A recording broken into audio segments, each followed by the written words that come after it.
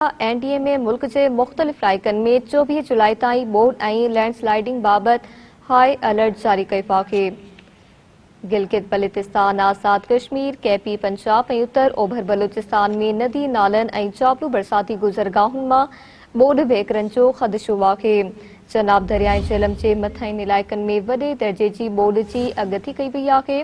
अवां खे आगाह कयूं पिया भारत जे थियन पोंग ऐं पाखड़ा डेमनि मां पाणी छॾण जी सूरत में रावी ऐं सतलज में पाणी वहिकरे में इज़ाफ़े जो इम्कान आहे। रावलपिंडी, झेलम, गुजरावाला, सरगोदा, खोशाब, सियालकोट, लाहौर ऐं ॿिनि इलाइक़नि में शहरी ॿोॾि जो ख़दशो ज़ाहिर कयो वियो आहे। 21 खां 23 जुलाई ताईं चित्राल ऐं गिलगित बल्तिस्तान जे चाबलू इलाइक़नि में लैंडस्लाइडिंग जो अलर्ट जारी कयो वियो। एनडीए में ज़िले इंतज़ामिया खे हसास हंधनि जी निगरानी, इमदादी टीमनि जी अॻुवाट मुक़ररी जूं हिदायतूं कंदे आवाम खे दरियाहुनि, नालनि ऐं बरसाती वहिकरनि खां परे रहण ऐं चाबलू इलाइक़नि में गैर ज़रूरी सफ़र खां पासो करण जी हिदायत कई आहे।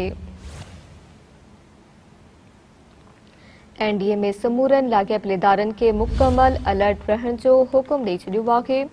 अवां खे ख़बर ॾियूं पिया, एनडीए में मुल्क के मुख्तलिफ इलाइक़नि में 24 जुलाई ताईं बोर्ड ऐं लैंडस्लाइडिंग बाबत हाई अलर्ट जारी करे छॾियो। गिलगित बल्तिस्तान, आज़ाद कश्मीर, केपी पंजाब ऐं उत्तर ओभर बलूचिस्तान में नदी नालनि ऐं चाबलू बरसाती गुज़रगाहुनि मां ॿोॾि वहिकरनि जो ख़दशो ज़ाहिर कयो आहे।